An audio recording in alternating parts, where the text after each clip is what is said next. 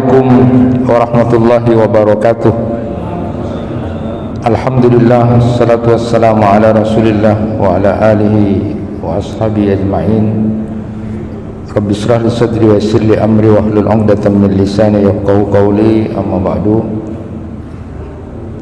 Jamaah kuliah subuh yang dirahmati Allah, kesempatan kali ini saya akan menyampaikan sedikit tentang satu kaidah di dalam Al-Quran yang ditulis oleh Syekh Ibrahim Ar-Ruhaili. Itu kaidah yang diambil di ayat Al-Quran bahwa manusia akan menjadi saksi atas dirinya sendiri meskipun dia akan beralasan. Itu diambil dari Quran surat Al-Qiyamah ayat 14 sampai 15. Allah Subhanahu wa taala berfirman, balil insanu ala nafsihi basira walau alqa ma'adzira. Bahkan manusia itu akan menjadi saksi atas dirinya sendiri meskipun dia nanti akan mengemukakan alasan-alasannya. Jadi kata beliau, ini kaidah penting untuk mengingatkan pada diri manusia bahwa sekali lagi bahwa manusia itu akan menjadi saksi atas dirinya sendiri meskipun dia akan berusaha mengemukakan alasan-alasan. Kata beliau, ini adalah satu kaidah utama untuk mengingatkan jiwa manusia agar jiwanya kemudian ingat bahwa dia akan bersaksi tentang siapa dirinya.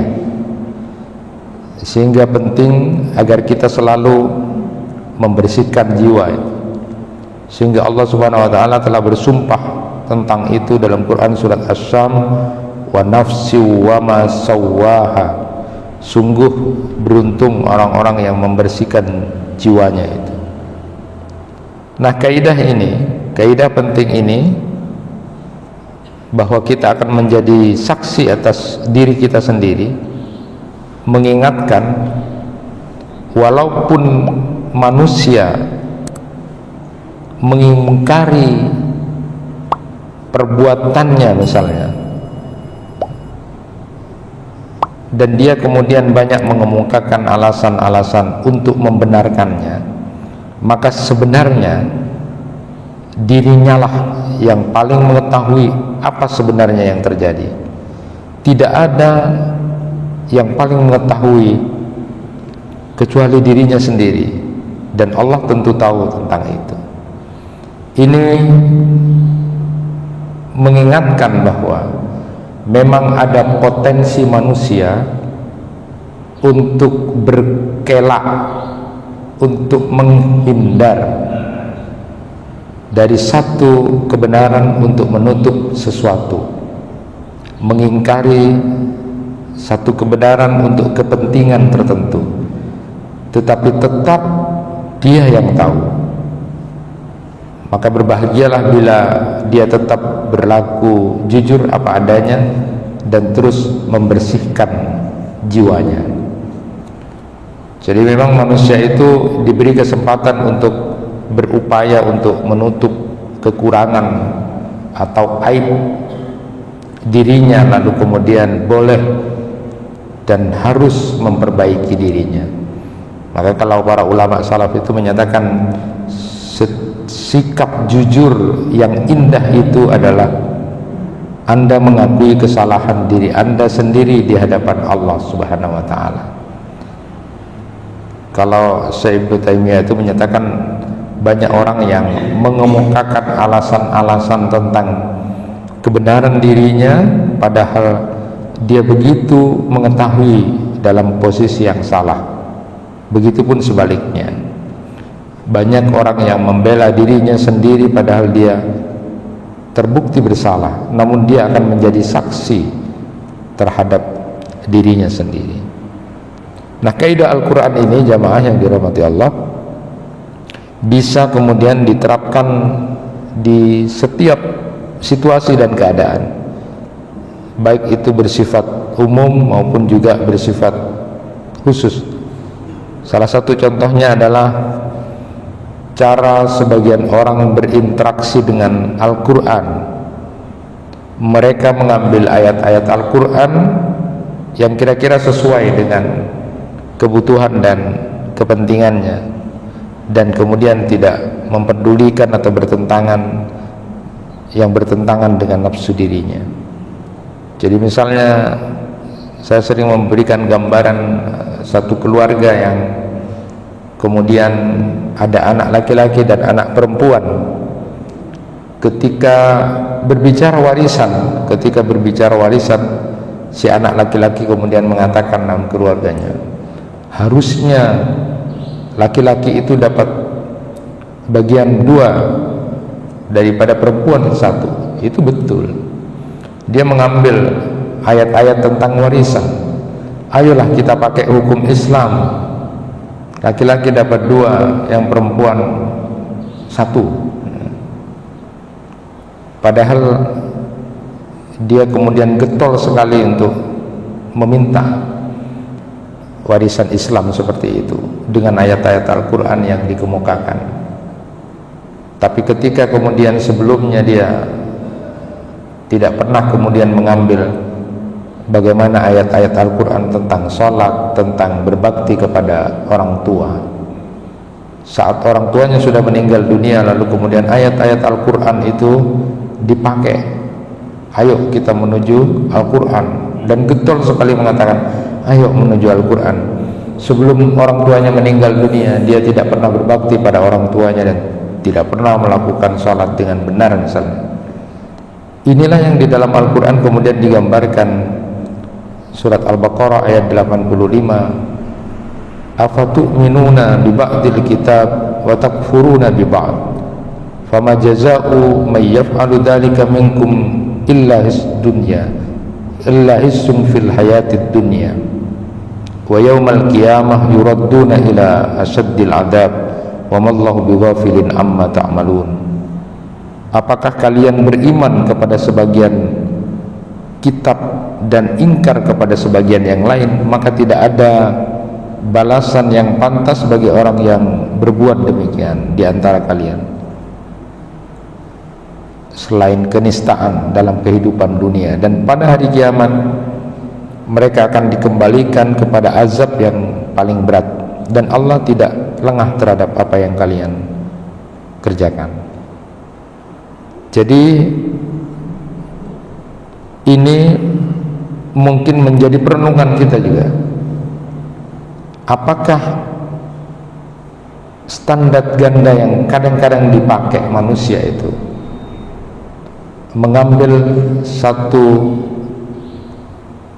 aturan untuk kepentingan dirinya sendiri? Apakah ada orang yang kemudian bersikap seperti itu dalam berinteraksi kepada Al-Quran?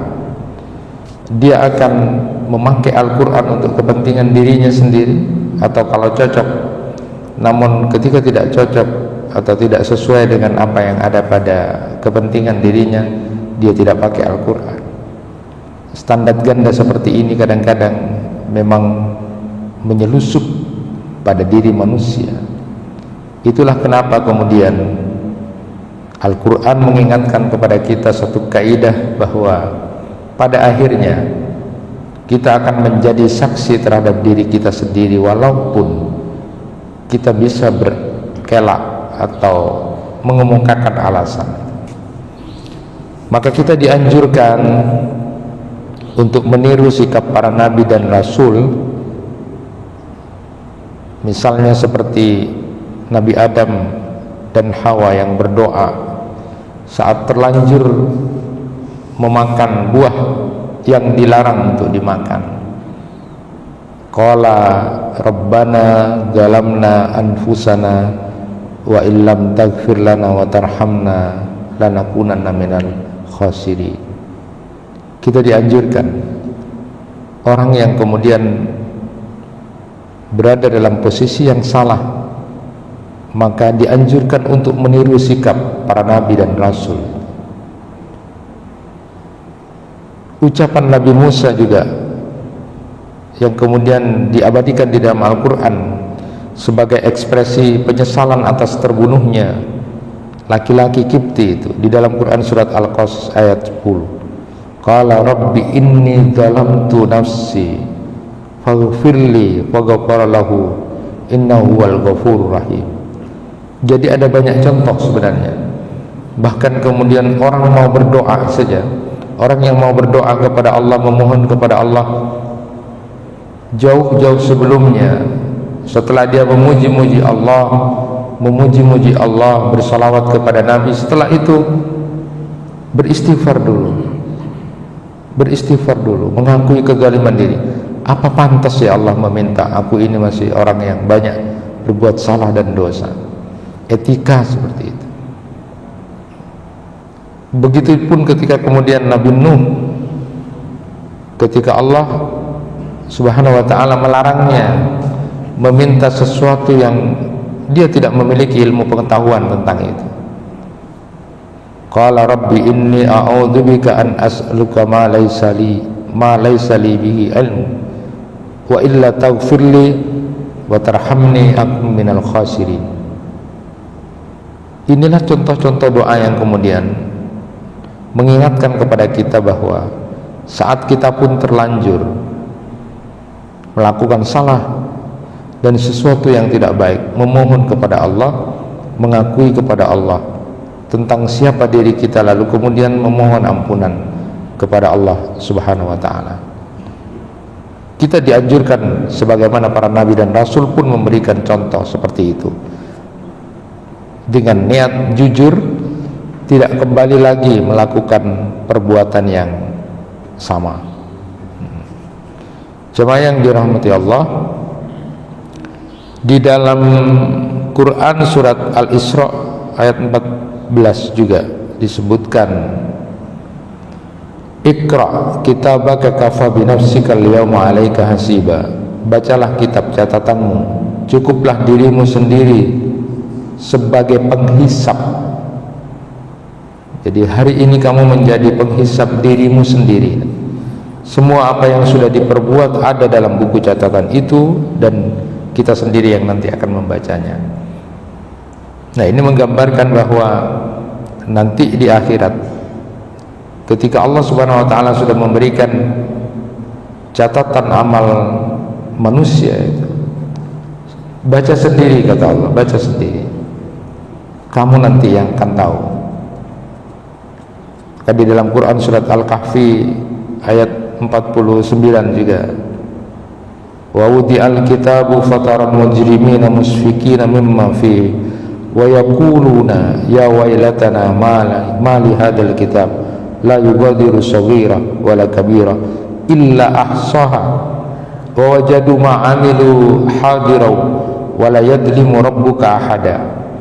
Dan diletakkanlah kitab catatan amal itu, lalu engkau akan melihat orang-orang yang berdosa merasa ketakutan terhadap apa yang tertulis di dalamnya, dan mereka berkata, betapa celakanya kami, kitab apa ini, tidak ada satupun yang tertinggal, catatan sedikit pun tidak ada, semuanya lengkap, yang kecil yang besar, melainkan tercatat semuanya. Dan mereka dapati semua apa yang telah mereka kerjakan dalam kitab itu, dan Tuhanmu tidak menzalimi seseorang jiwa pun. Jadi di catatan itu lengkap dan tidak ada satupun yang tertinggal. Ditambah lagi menjadi saksi terhadap diri kita adalah anggota tubuh kita sendiri. Di dalam Quran surat Yasin yang sering kita dengar bacaannya, al-yawma nakhtimu ala afwahihim wa tukallimuna aydihim wa tashhadu arjuluhum bima kanu yaksibun.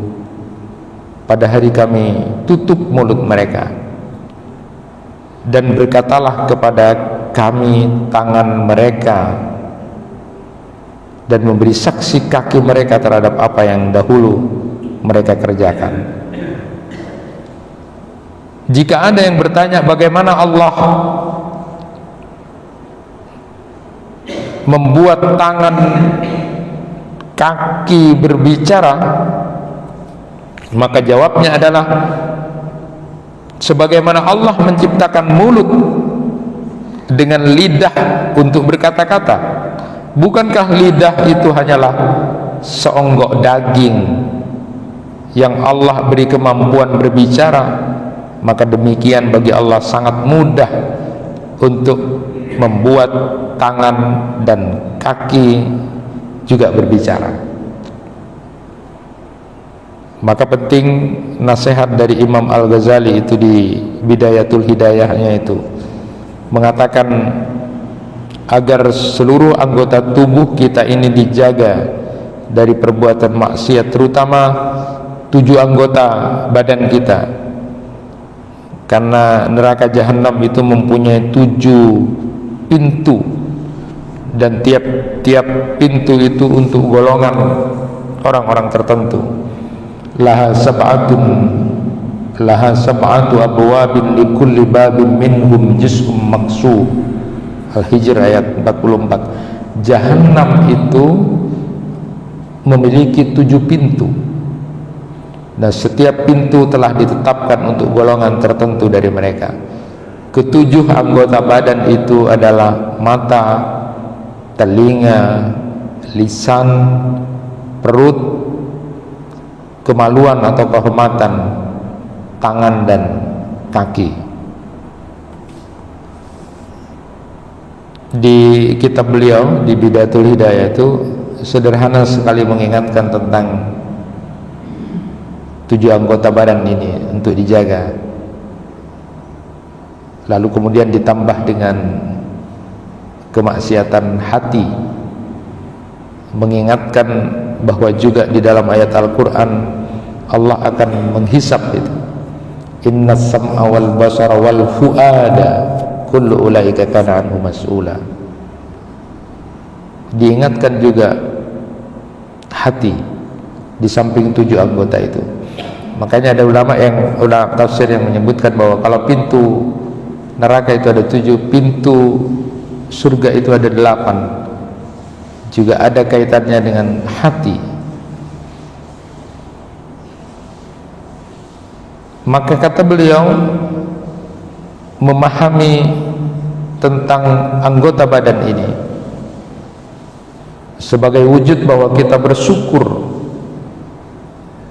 terhadap nikmat Allah yang diberikan pada kita dengan 7 anggota badan itu, sebagai bentuk rasa syukur kepada Allah adalah menggunakan nikmat Allah itu di jalan-jalan yang diridhai oleh Allah Subhanahu wa ta'ala. Artinya, manakala kita kemudian tidak menggunakan 7 anggota badan itu pada jalan yang diridhai Allah, berarti kita kufur, kita tidak bersyukur terhadap nikmat itu. Mata misalnya, yang luar biasa kalau secara biologis kita melihat keindahan mata itu, tapi tidak akan saya bahas khusus. Tetapi paling tidak Allah Subhanahu wa ta'ala sudah mengingatkan itu,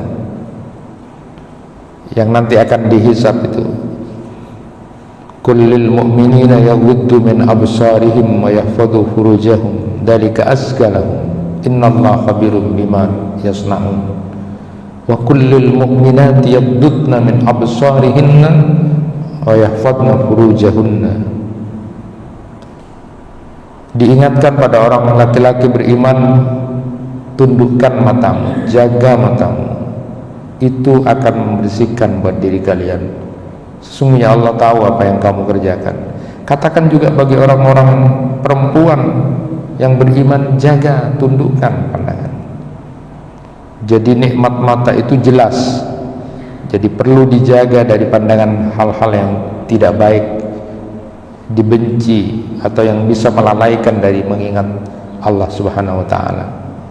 Nabi sallallahu alaihi wasallam mengingatkan itu, an-nadrah sah, an-nadratu sahmun masmum min sihami iblis la'anahullah wa man tarakaha khaufan min Allah ata'allah azza wa jalla imanan yajidu halawata fi qalbi. Pandangan itu, kata Nabi, adalah salah satu anak panah beracun di antara anak panah iblis.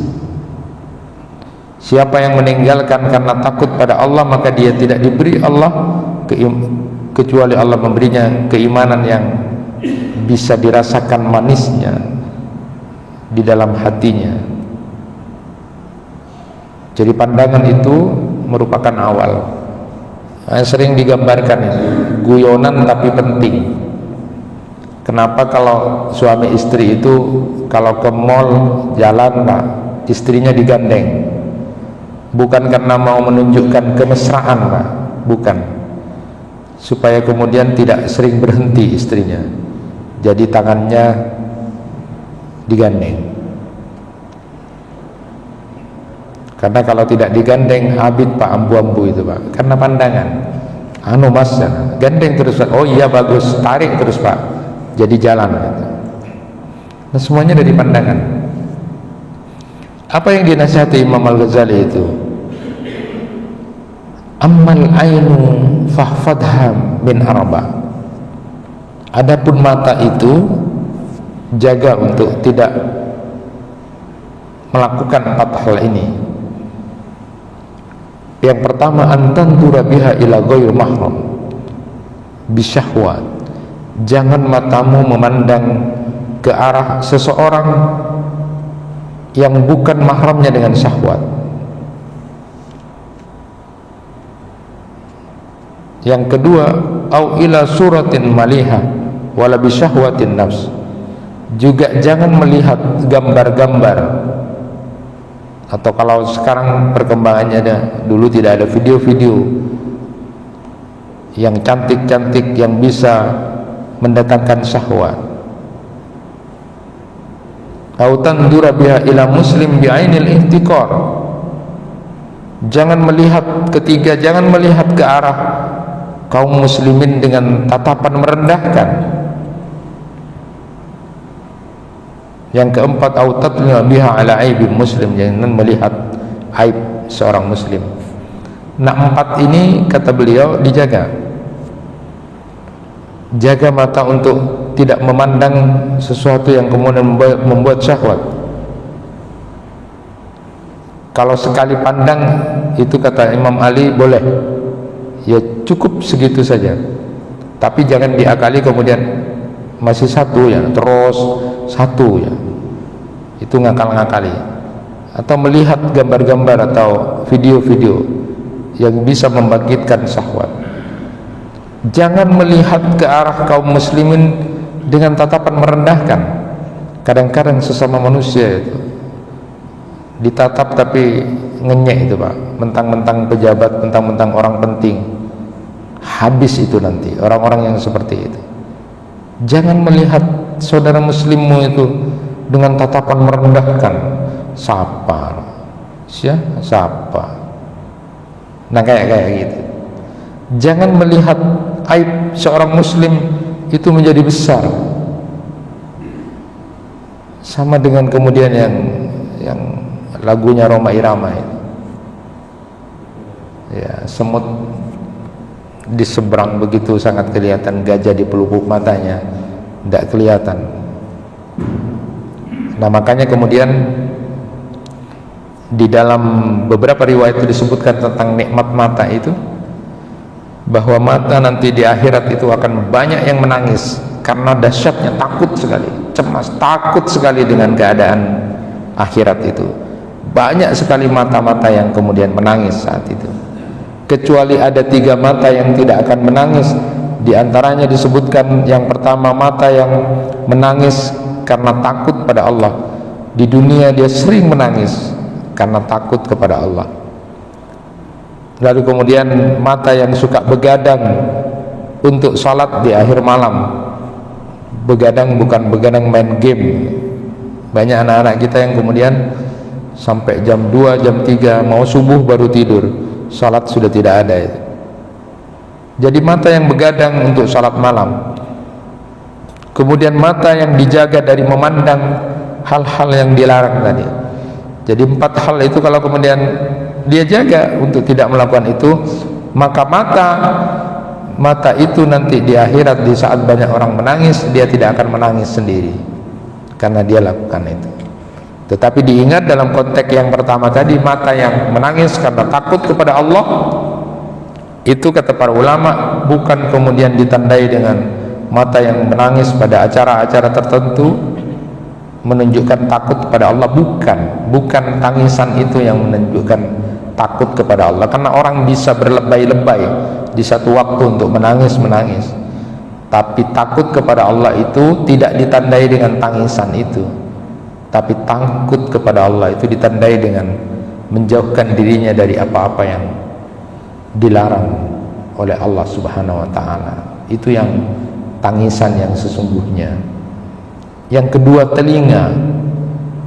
Ya, kalau telinga itu terdiri dari 3 bagian, telinga luar, telinga tengah, dan telinga dalam.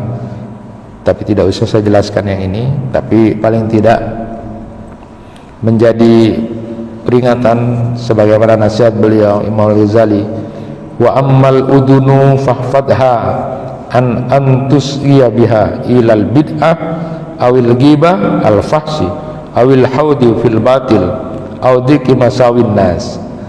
Jaga telinga dari mendengar hal-hal bid'ah, hal-hal ghibah, hal-hal yang keji,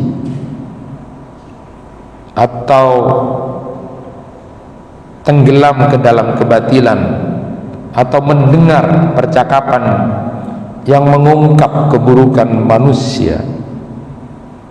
Kata beliau, fa inna ma khuliqat laka litasma' biha kalam Allah wa sunnat Rasulillah sallallahu alaihi wasallam wa hikmat awliyaihi wa tawassala bi istigharati al-ilm biha ila al-mulki al-mukim wan na'im ad-daim fi jawari rabbil alamin.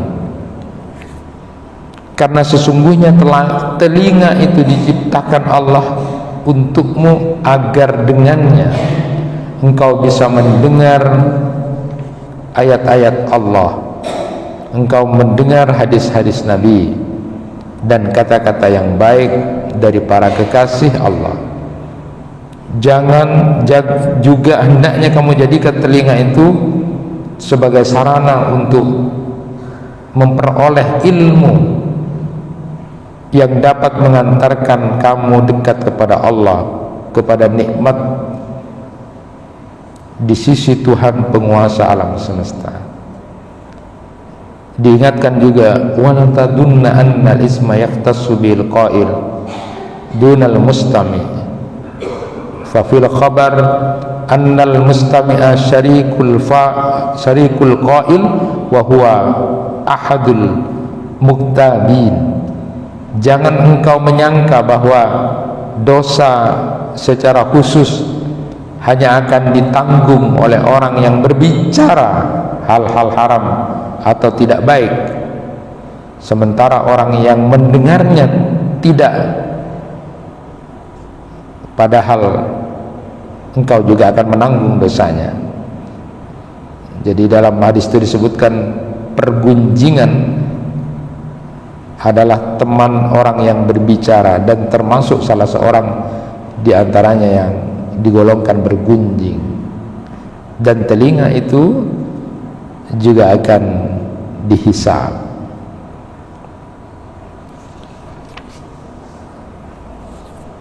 Lalu kemudian diingatkan,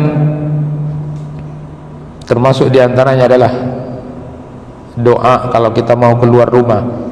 Di samping kita berdoa bismillah tawakkaltu 'alallah wala haula wala quwata illa billah, ada doa juga yang dianjurkan, misalnya berdoa Allahumma ij'al fi qalbi nuran wa fi sam'i nuran wa fi basari nuran. Nah, itu di antara potongan doa ketika kita keluar rumah. Ya Allah, jadikan hati ini penuh dengan petunjuk-Mu, ada cahaya, telingaku juga ada cahaya, ada petunjuk. Pandanganku juga begitu. Begitupun kemudian diingatkan juga dengan hati itu.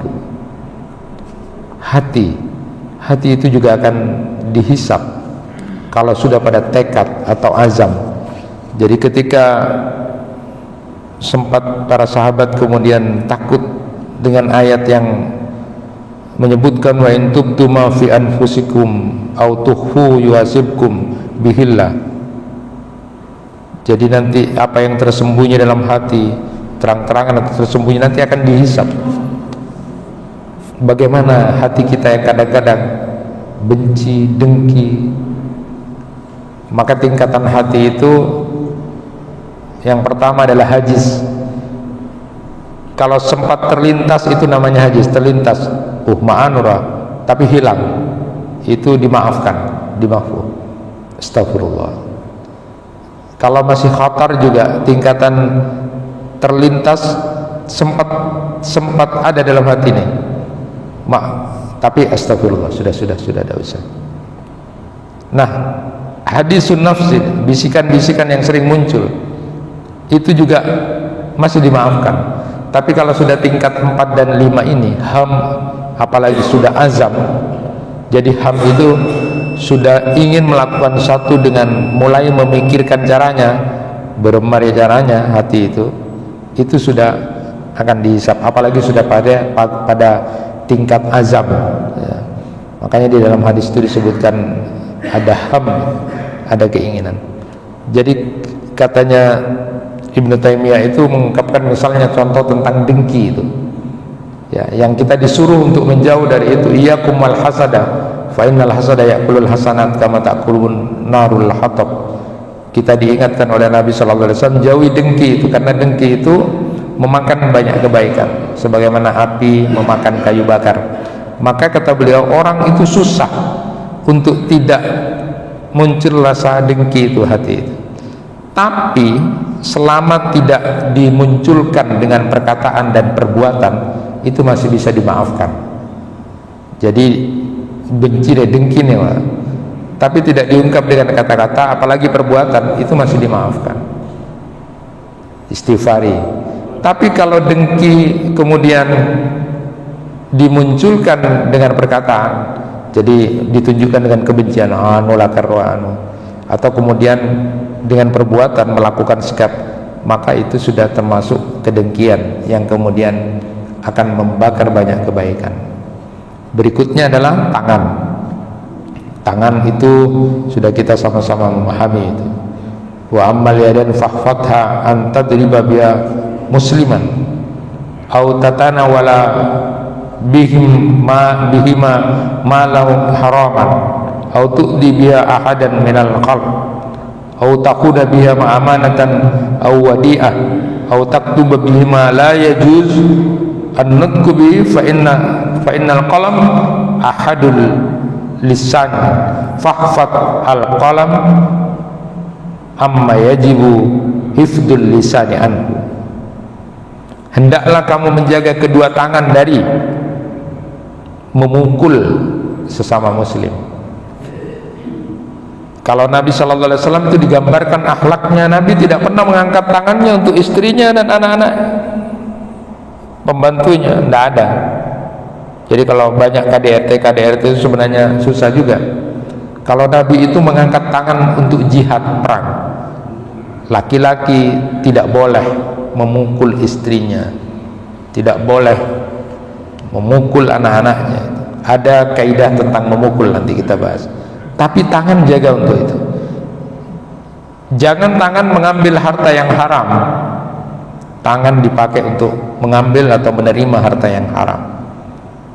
Jangan pula tangan untuk menyakiti makhluk Allah. Jangan tangan digunakan untuk mengkhianati amanat titipan orang.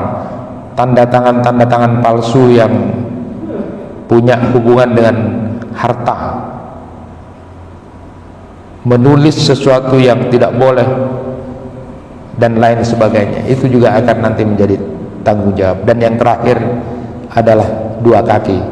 Wa ammar rijlan fahfadhuma an tamsiya bihima ila haram au tas'a bihima ila babi sultanin dhalim fa innal masya ila salatin adzalam min ghairi darurah wa irhaqin ma'siyatun kabira fa innahu tawadu wa ikramul lahum ala dzulmihim. Ini memang agak diperselisihkan apa yang disampaikan Imam Al-Ghazali, tapi ini menjadi peringatan penting untuk kaki. Hendaklah engkau menjaga kedua kakimu dari melangkah kepada hal-hal yang diharamkan Allah, atau melangkah menuju pintu penguasa yang zalim. Karena melangkah menuju pintu mereka tanpa keadaan yang darurat dan sangat mendesak merupakan kemaksiatan yang besar. Jadi datang untuk menjilat, datang untuk mentak kasihani pada orang-orang kaya, kepada penguasa yang jelas-jelas zalim. Ada yang banyak yang begitu. Itu adalah kemaksiatan terbesar. Itu maksiat besar. Jadi bisa dibayangkan ya, bila mendatangi mereka yang dianggap zalim, sama artinya dengan memperbanyak kelompok mereka. Jadi diibaratkan kita masuk di dalam kelompok orang-orang yang zalim itu. Ini dosa, merendahkan diri kemudian kepada orang-orang yang seperti itu. Bagaimana seandainya pun kemudian kita datang kepada hal-hal yang tidak dibenarkan dalam ajaran agama, tentu jauh lebih daripada itu. Bapak dan Ibu jamaah kuliah subuh yang dirahmati Allah, pada akhirnya kaidah ini menjadi penting sekali lagi bahwa kita akan menjadi saksi terhadap diri kita sendiri dan anggota tubuh kita yang akan mempersaksikan di hadapan Allah Subhanahu wa taala. Mulut mungkin bisa kemudian berkelak atau mencari-cari alasan, tetapi dengan terang benderang seluruh anggota badan pun nanti akan menjadi saksi siapa diri kita. Oleh karena itu, sebagaimana nasihat Imam Al-Ghazali untuk kita semua didasarkan pada ayat-ayat Al-Quran maupun hadis-hadis Nabi, untuk menjaga 7 anggota badan kita, termasuk diantaranya yang jauh lebih penting lagi adalah menjaga hati kita, hati yang bersih. Karena ketika ada seorang yang bertanya tentang amalan orang-orang soleh terdahulu, kenapa kemudian orang-orang soleh terdahulu itu bagus, pahalanya besar di hadapan Allah, padahal amalnya sama seperti kita ya, kita lakukan sholat, ngaji, semuanya sama, tapi kenapa pahalanya jauh lebih besar mereka? Karena dibarengi dengan kebersihan hati. Itulah juga mengingatkan tentang ahli surga ternyata adalah orang-orang yang hatinya bersih, dan itu tidak mudah, sehingga kita diajarkan untuk selalu berdoa, ya muqallibal qulub sabbit qalbi ala dinik. Mudah-mudahan kita dijaga oleh Allah Subhanahu wa taala, anggota tubuh kita termasuk juga hati kita, untuk selalu berada dalam jalan-jalan yang diridhai oleh Allah Subhanahu wa taala. Wal afu minkum. Wassalamualaikum warahmatullahi wabarakatuh.